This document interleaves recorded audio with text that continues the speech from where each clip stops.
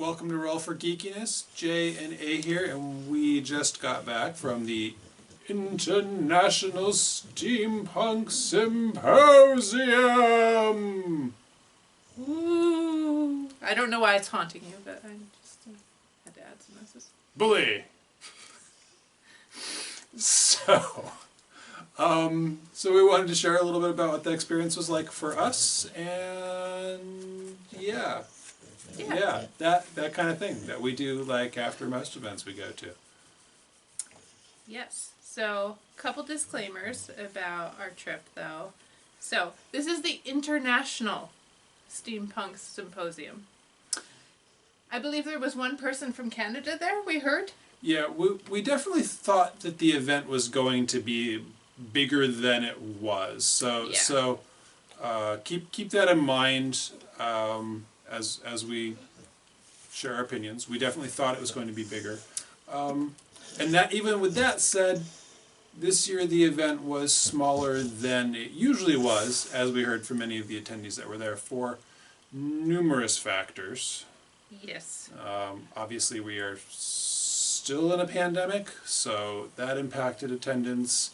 It sounded like there may have been some politics within the local community that impacted some people's decisions on whether or not to come, and the leadership is changing up for the event this year too. It was the last year of the person who's been running the event for 8 years now, I think, is moving on to work more closely with the Chicago Steampunk Expo, and new leadership was stepping in, and I think it was hard for us to see from an outside perspective how much that impacted how some of the aspects of the event were run, whether balls were dropped or not. So yeah, it was really hard to tell how much of this was just the norm for the event in terms of how things were run.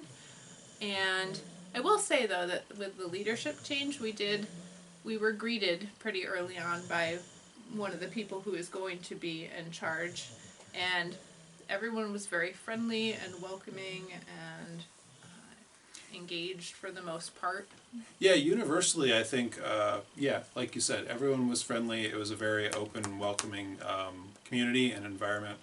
That was a definite plus. Yes. So even though it was small, and I think that could have been really, really awkward if it was a really exclusive group, I didn't feel like I was unwanted or unwelcomed there. It just felt like it was more of a, honestly, local community get-together than an international one. That is definitely true. Yeah, a majority of the people there seemed to be from Ohio. Like we didn't say, yeah. I mean, this event was in Cincinnati, Ohio. A lot of people seem to be from Ohio or Kentucky, since that's literally like an hour away from Cincinnati. That was I got a geography lesson there. I didn't realize how close those were right there. Yeah, and maybe some people that had come in from a little more Midwesterly. We were not the only New Yorkers there, but we were definitely in a minority, I mean, in terms of Easterners. Yes. Yeah. And, I mean, I will say everyone was pretty welcoming, as we said, but if you've been to conventions before, there's always one or two people. So we had a few awkward moments. Yeah. But nothing. There's a few in every crowd. Nothing to be not expected, so. Indeed. So, what was there at the International Steampunk Symposium? Which I've decided is a ghost. Woo! Which is wrong, because that was the theme for a different steampunk event this past. But it fits in Victorian times. Or this next year, which I'm not sure. Anyway, so there. Let's start with the classes. So, like many events, there were a variety of panels and classes and workshops and whatnot. And honestly, for an event this size, I think there were a good number and a good variety. I did the math before we sat down here, and I think there were about 24 hours of programming over Sounds right. the 3 days that the event ran, and for every hour of programming there was anywhere between 4 and 6 items on the schedule. Now, one of those items was always the vendor room is open, and one of those items was always the art exhibit is open. But that means that there were anywhere between 2 and 4 classes each hour for, like I said, like 24 hours worth of programming. And that was, I mean, given that this was an event with 200 people maybe, Yeah. 200 to 300, like max, Yeah. like that's just not bad. Yeah, and there was also tabletop gaming going on at right. any point in time. We did not take advantage of that. We stopped in quickly to look at things, but the fact of the matter is, if you weren't really interested in the panels or the classes that were going on, there were other things to do, even if you weren't interested in what was being offered. But there was a really good variety of things being offered. And there were at least 3 musical artists that were performing at various times over the weekend. There was a DJ for a party on Friday night. There were guest artists. There were guest writers who all had tables in different parts of the event.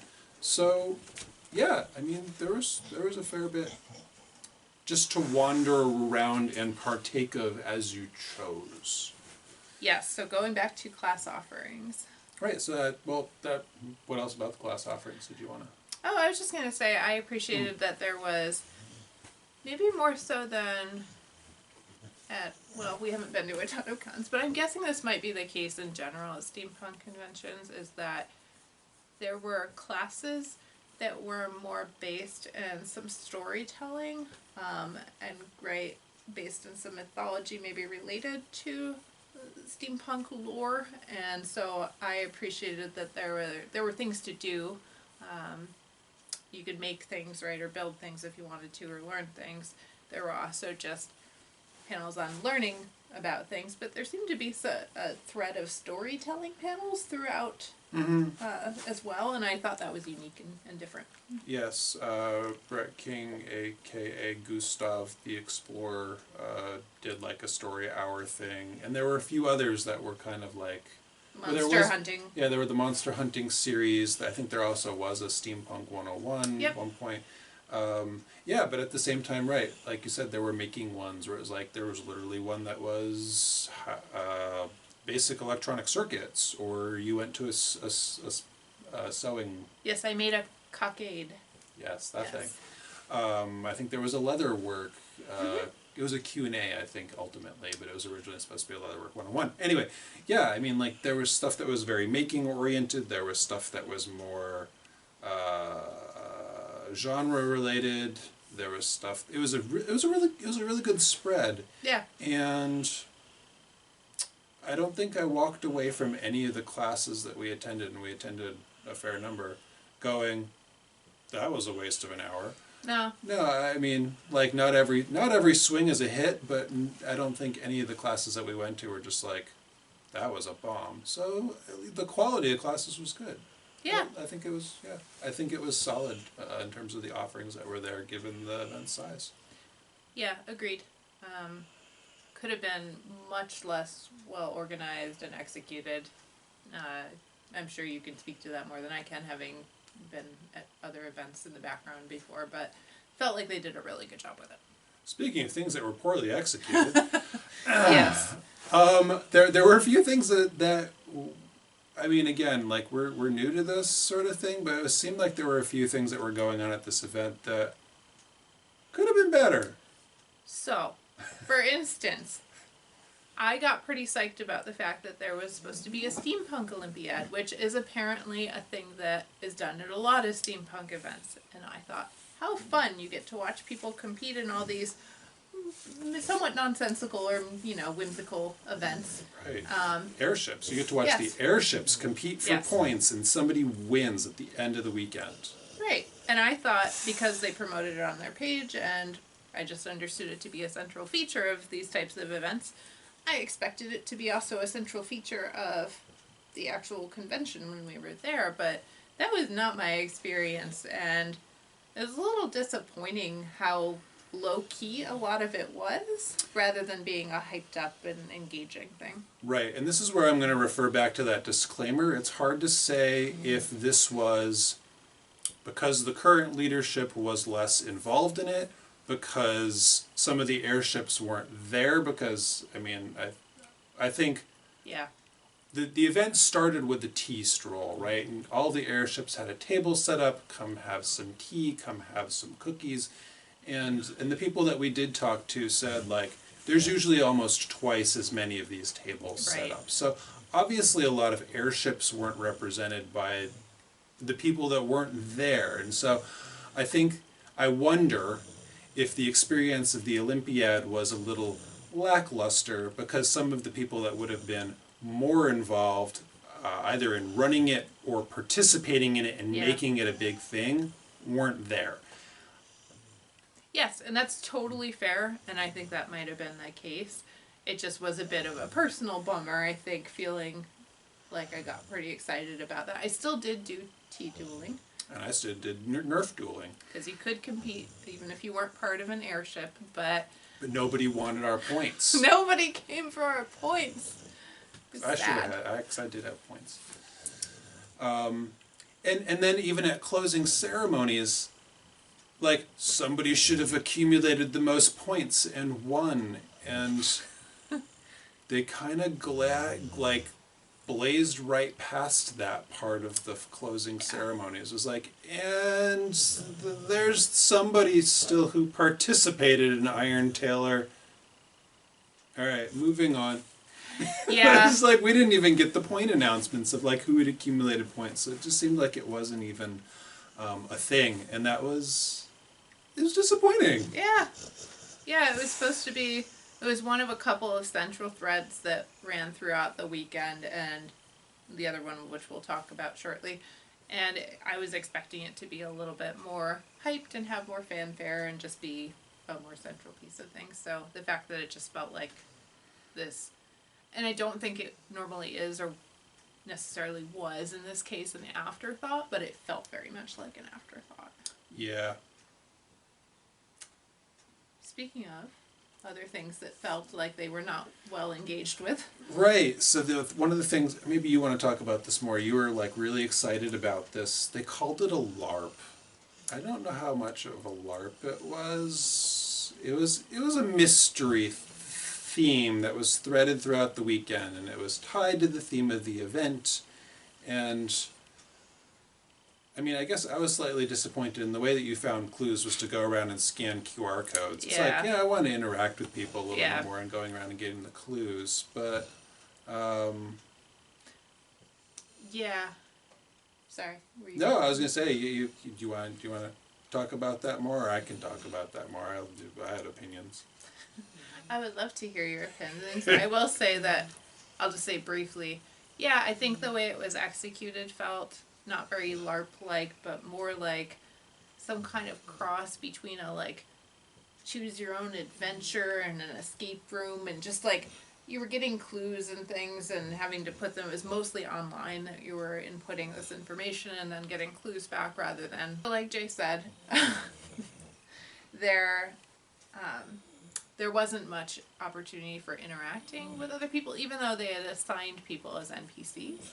So The NPCs kind of like, I think some of them had lines that they were supposed to give you when you scanned the thing, and some of them did, and some of them didn't. I don't know if they didn't act like, I don't know. I think I was a little salty about the fact that in some of the places, like, we put together some clues and we'd found the password to unlock some other clue, and we type in the password and it gets to a page that says, enter text here.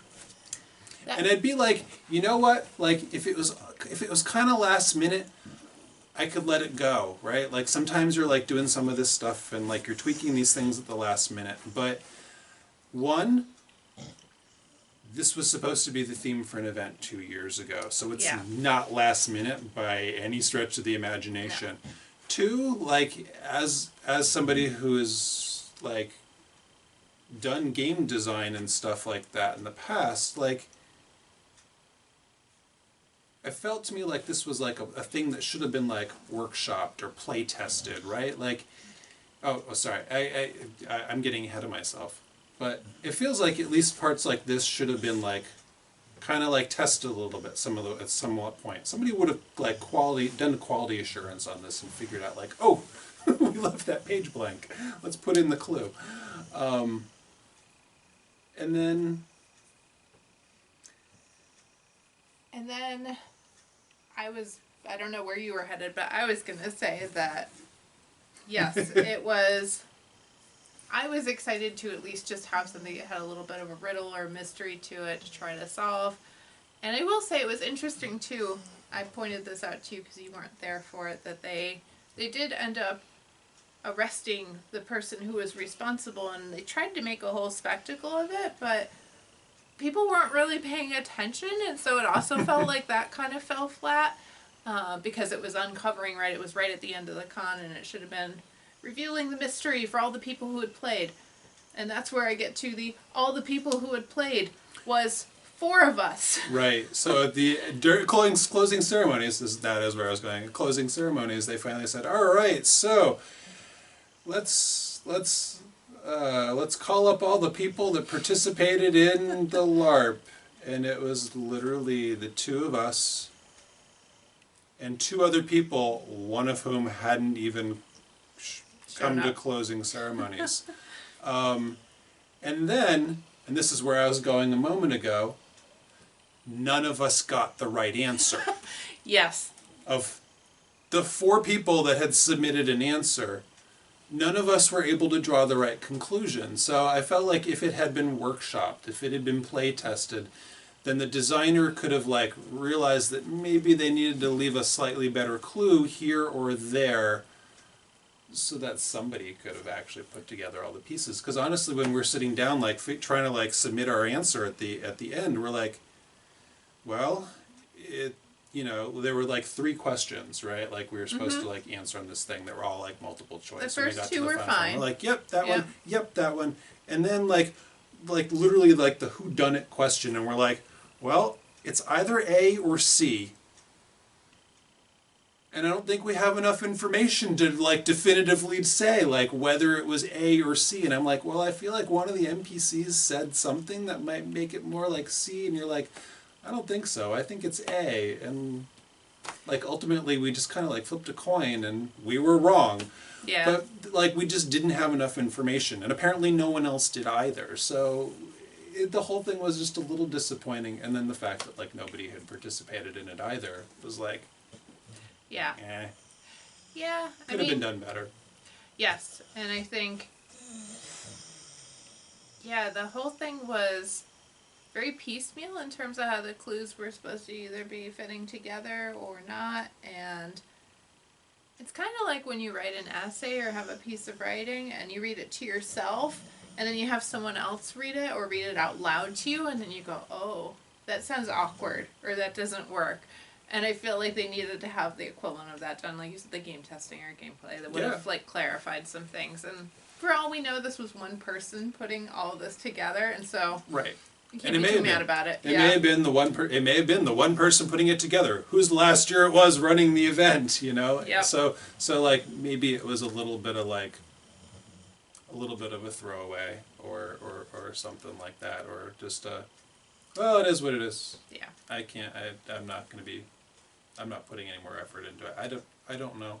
I don't know the organizer of the event well enough to say. I don't know the politics of the local area not well enough to say. It's a shame though, because they did a really nice job throughout the LARP of tying in the art exhibit that was on display, and they actually had a jail cell in the vendor room that they were periodically throwing people into jail for, and then you'd contribute to the bail money, which I believe was donations for NAMI. So it was good that they had all those things going, and they even had the guy who ended up being guilty come out wearing like a whole bodysuit looking like a zombie, thing, yeah. right. And then they pulled the mask off at the end. Yes. Even so, very Scooby-Doo-ish. But Yes, it was. and right. I mean, the NPCs were all in costume. The QR codes that they were, that you were supposed to scan were all laminated. Like there was, someone had gone and put up all the things that you were supposed to, all the clues and places you were supposed to find and scan, and like somebody had spent some effort producing it. Yeah. But the execution just felt it needed just a little tiny bit more. But that's just nitpicking, and maybe. Silver lining, because we were one of only 3 collective people who competed in this LARP. We got one of the 3 offerings of free tickets to the Chicago Steampunk Exposition next year. So, hey, can't be too mad about that, I guess. No, we can't be too mad about that. So we'll be talking about that event in about a year. Maybe. We'll see. Chicago's a little far away. I think that was the other thing we learned out of this weekend was 9-10 hours in the car is maybe a little much for us. So yeah, we'll be rethinking some of the events that we drive to or fly to or go to at all. So as much as I think we had a good time overall. The International Steampunk Symposium. I'm not certain we'll be back, sadly. Yeah, I think that's the sum that both of us came up with, is we don't regret going. It was a good time. Met good people. Yep, good people. We had fun with our costumes and props, and yeah, it was a good time, but I don't know if we'll be headed back or not. I think we'll have to see how much we enjoy other conventions in our own local community before we figure out if that's something we want to venture back out for. Mm-hmm. Yeah, so if you like a smaller convention, because I think they said on normal years they might have closer to 500 people. Maybe. Yeah. Yeah. And so if you like something that's a smaller crowd and they do it in the same hotel every year, it just seems like the same people kind of show up, and I can see how if you're local you could definitely build more of a sense of connection and community there. So. Yep. So that's it. That's our wrap on the International Steampunk Symposium.